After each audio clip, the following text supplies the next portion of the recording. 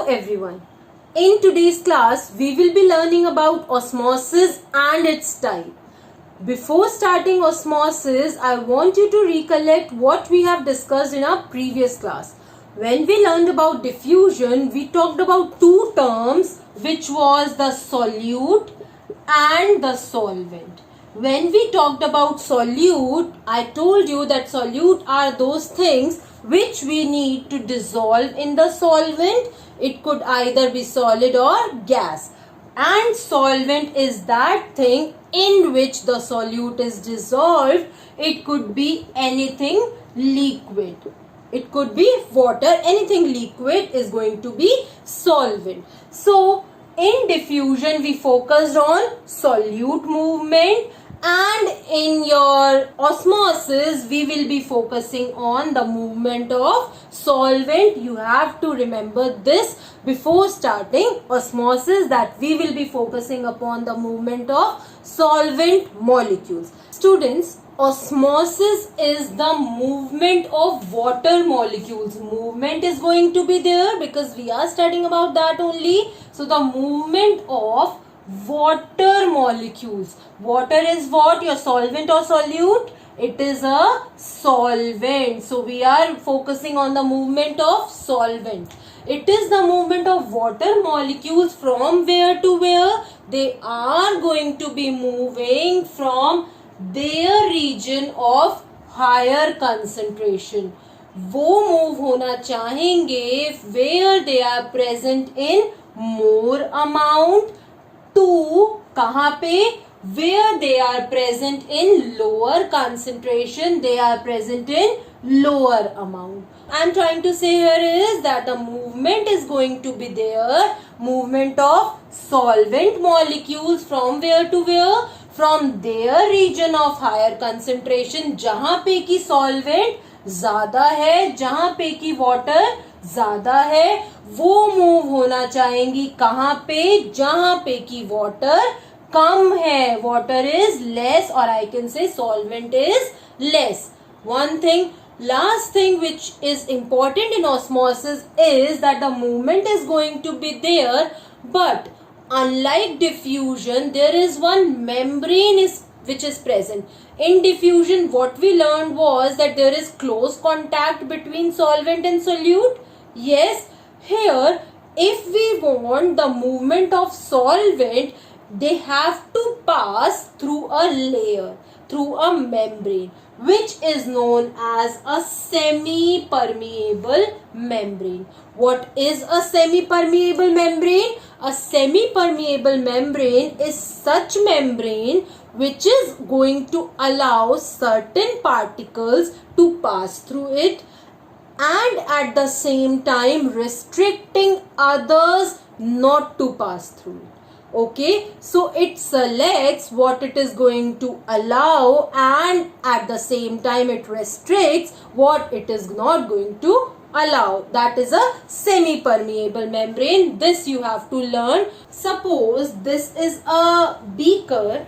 Okay, in this beaker I have added a cell. This is the cell. This is a beaker.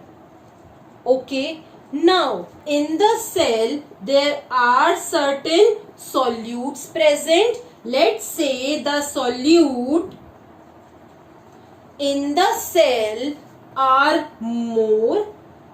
Okay.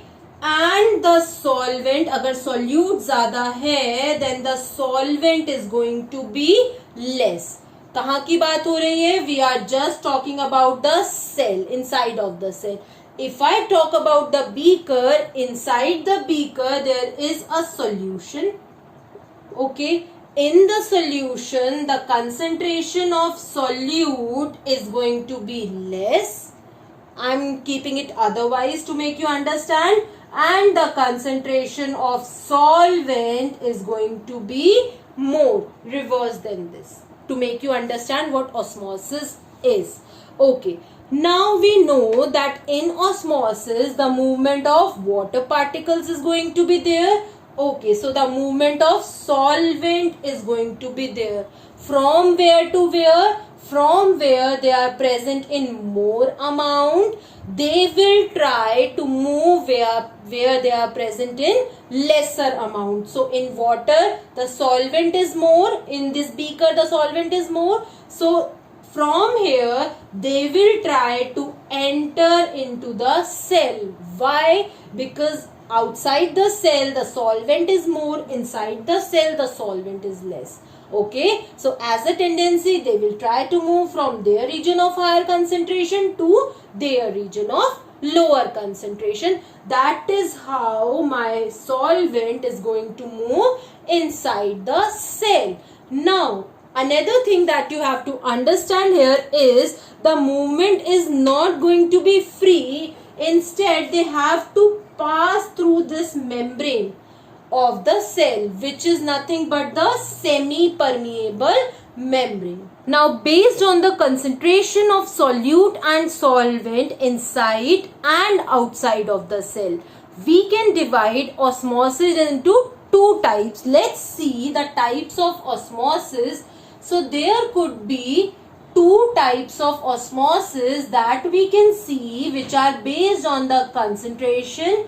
One could be endoosmosis and the another one could be exoosmosis. These two terms are very important and they come in a differentiate between form or definition form, or simply they'll give you an example and they'll ask you that what sort of osmosis is this. So let's understand endo and exoosmosis. As the name itself says, that endo means inward movement is going to be there, inside movement is going to be there, and exo means that some movement outside of the cell is going to be there. I have drawn two diagrams here for you. One by one I'll be explaining each here. So in the first case, in endoosmosis, as I told you, there is going to be inward movement of something. Here are a few things that you have to remember. I have taken a cell inside the beaker and some solution is there outside of it. Outside of the solution, the solute is less and the solvent is more. This is an ideal condition which you have to remember for endoosmosis, and I'll be telling you about exoosmosis also, but this you have to remember. For endoosmosis to take place, the outside concentration has to be like this: solute less, solvent more. Okay. If I talk about the cell, the inside of the cell, the concentration again is going to be somewhat different. Solute is going to be more and solvent is going to be less. These two things you have to remember here. Clear? Now, as a definition of osmosis, we know that there is going to be movement of solvent particles from their region of higher concentration to their region of lower concentration. चलिए यहाँ पे देखते हैं. Solvent mark कर लेते हैं पहले. This is the solvent here and this is the solvent inside the cell. Clear? Now there is going to be movement of solvent from where to where? From where they are present in more amount to where they are present in lesser amount. So the movement is going to be like this. Okay, from the beaker to the cell. Why? Because of the difference between the solvent concentration both outside and inside of the cell. Now, if some solvent has entered into the cell, my cell is going to go like this. It is going to show some swelling. It is going to swell up.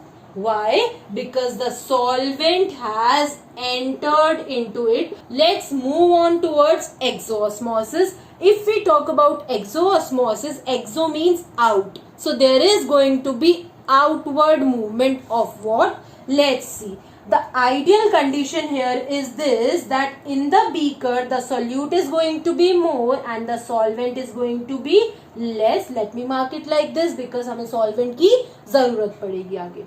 In the cell, the solute is going to be less and the solvent is going to be more. So let's mark it here also. Now, The movement of solvent is going to be from its region of higher to its region of lower concentration. Higher is present inside the cell and lower is present outside the cell. So the movement of solvent is going to be seen outwards. Okay, now when we have taken some solvent out of the cell, my cell is going to be like this. It is going to show shrinkage.